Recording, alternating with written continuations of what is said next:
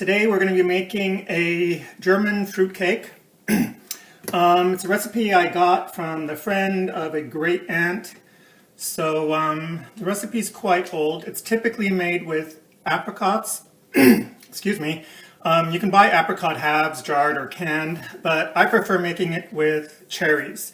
So just so you know ahead of time, I use 2 jars of pitted cherries. Obviously you drain them. You can use the juice for anything else. I mean, you can even drink the juice or pour it over ice cream. You could even make a glaze with it. So, but there's 3 steps. First step is going to be to make the dough. Then the second layer is the fruit. A third layer is a kind of custard. And then there's just some nuts on top.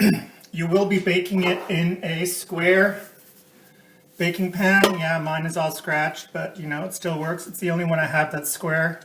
You could use a glass one. I have a glass one, but the sides are not straight up and I prefer that they are. All right, so the first thing you're going to need is, let's see here, 200 grams of butter, which is 2 sticks. So let's get that in there. Then you will need 300 grams of flour, just plain all-purpose flour. Then you will need, oops, I didn't measure this correctly, so hold on a sec. You're going to need 375 grams of sugar. I actually just measured 175, so that wouldn't have worked. So let me just adjust that.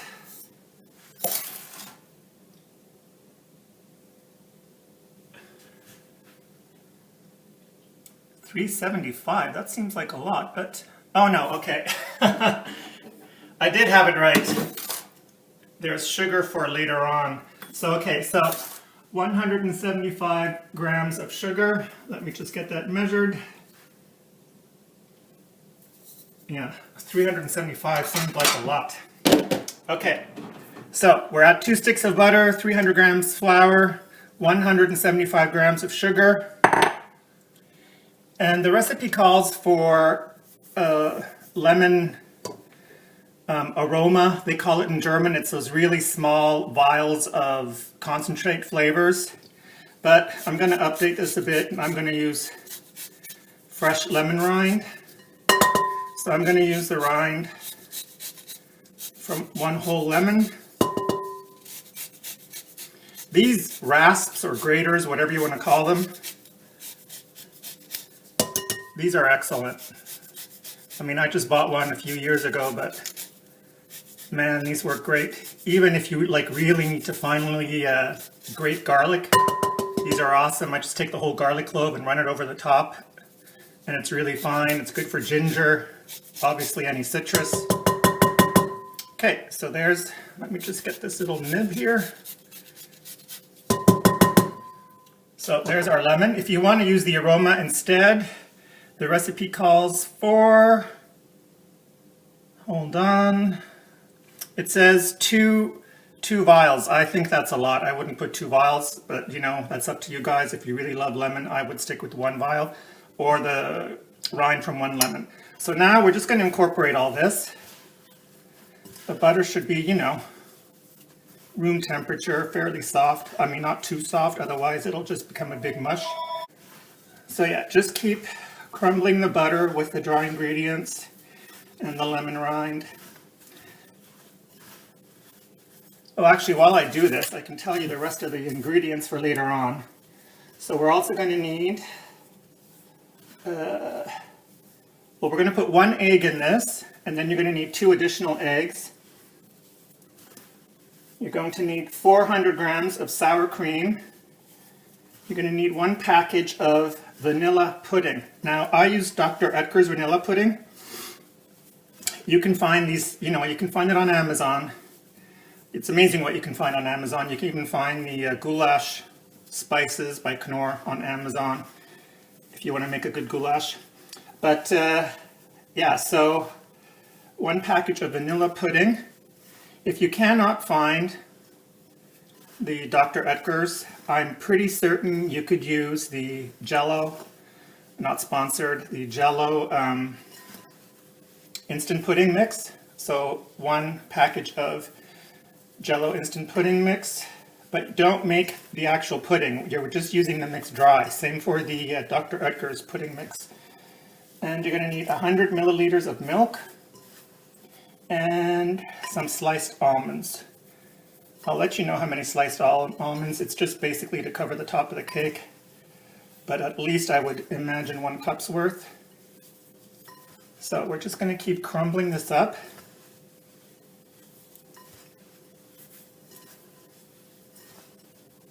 I don't know if you want to see this or if this is too much to watch, if it's too boring. So here we go. That looks like a good crumble to me. So into this now we're going to add 1 egg. So let me get my egg. I'm going to make myself a little well just so that I can break up my egg in there. Just going to use my finger to break that up.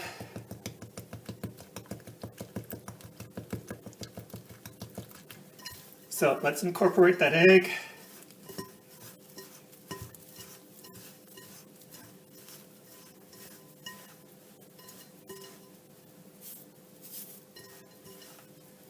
So once this is all incorporated, we're going to pat this right into that baking pan that I showed you. I think the one I have looks to be about 15 by 9, whatever that size is, if you get something near that size. But it will be something that needs a bit of a higher side because you are going to be pouring the fruits in there, you're going to be pouring that makeshift custard in there. So this looks good. As you can see here, I'll show you. See, it's a pretty good dough already. I mean, it doesn't need to be perfect because this is going to get patted into that pan. Just make sure that you don't have anything that's just dry in the bottom. Okay. So there we go. I can smell the lemon. That's nice. Let's get our pan. You don't need to butter this because there's plenty of butter in the recipe. Just spread it out. And now a good trick, just get this basically spread out. So a good trick now is to get yourself a measuring cup. I mean, you could use any flat surface, I suppose, but measuring cups work really well. Take a measuring cup, use the bottom side, and just push down. This will help you flatten out the dough. Somehow it also levels it. I'm just going to put a bit of flour on the bottom of that.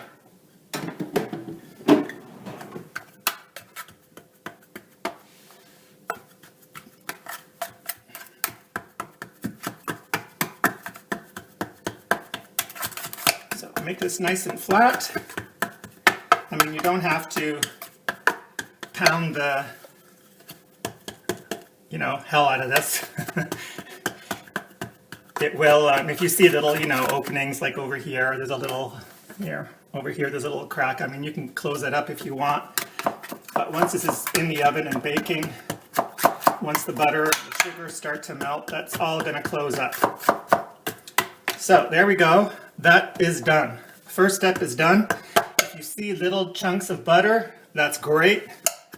As you know, same as if you're making a pie crust. If you have chunks of butter, that's going to make it flaky. Okay, there we go. This now goes into the fridge to set half an hour to an hour.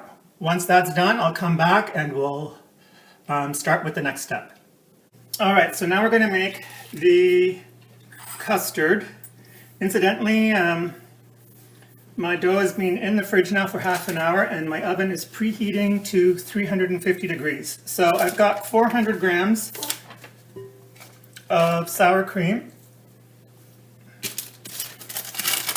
in my bowl. To that, here's the Dr. Oetker pudding mix, vanilla pudding. It also comes in chocolate, but you need vanilla for this recipe. Germans tend to use this quite a bit in their baking actually, and they also have something called vanilla sauce, which they also use. But so let's add this in. So see, you're not adding the milk. It's the sour cream that's going to take the place of the milk, and that's what's going to thicken this into a custard. So we're also going to need 3 eggs. I'm just going to walk over and get those really, oh no, 2 eggs. We're going to need 2 eggs. I'm going to go get those.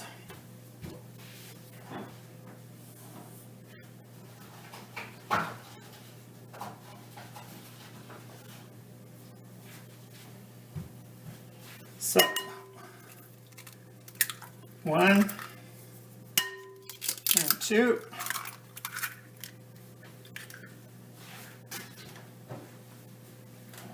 And now we're just going to whisk all this together,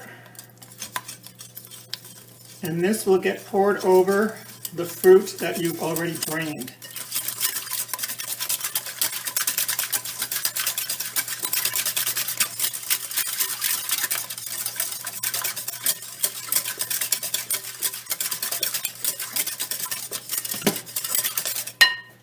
Sorry, I just knocked the camera.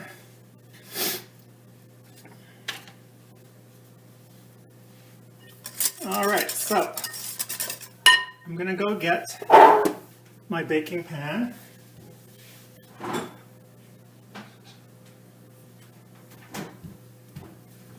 Here we go. That's cooled down. I've got my cherries drained, so I'm going to measure them out for you guys so that I can tell you exactly how many I used. If I can find my measuring cup.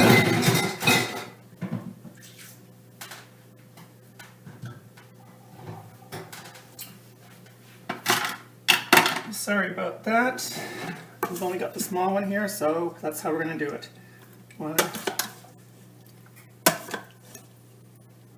That's 1 cup.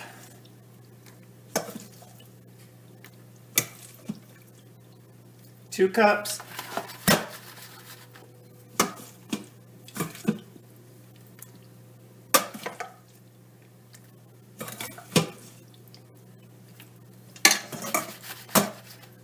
That's 3 cups.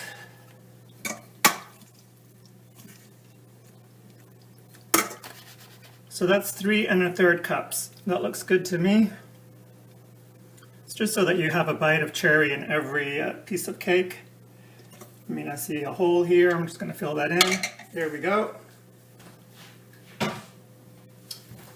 Over this now, we're going to spoon, or pour the custard. Let's just pour that all over the top.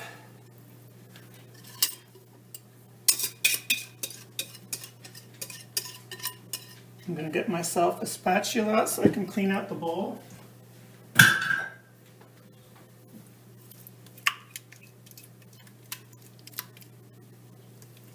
There we go.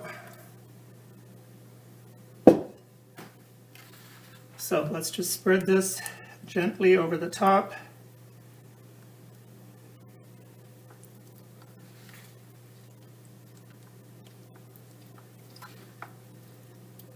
You want to have the custard cover everything. So I think it might be easier if I get myself an offset spatula so that I can push it right to the edge. Yeah, that works better. This is also a great tool. I didn't have an offset spatula for a long time, but they are really handy.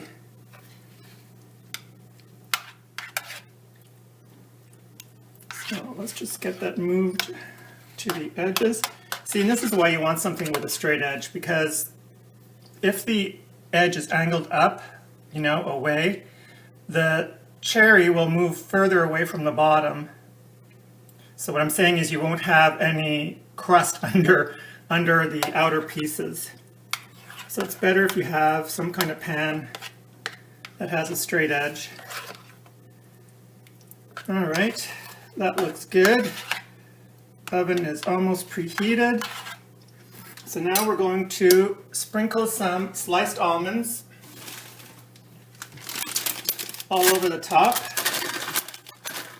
So this I'm not going to bother measuring for you guys. You just want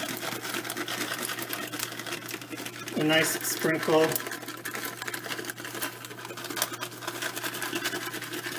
It doesn't have to be overly dense.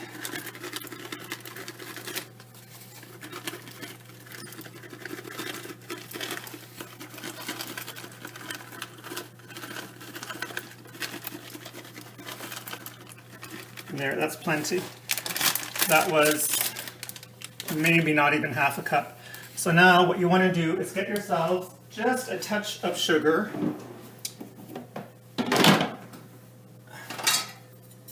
I mean, I would do, you know, like a pinching motion. Take your fingers and pinch.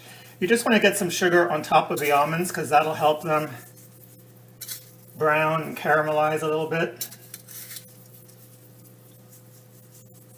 Don't overdo it because you do have sugar already in the recipe. So that was like 5 generous pinches.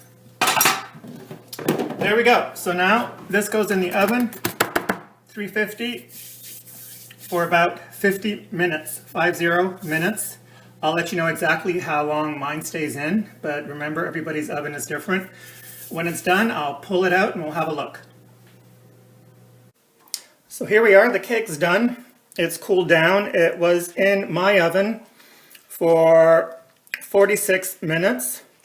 The recipe calls for 50 minutes, so obviously it can be anywhere between, depending on your oven, 40 to 50 minutes. You just want to see some browning going on the top, and when you jiggle it, it's fairly solid.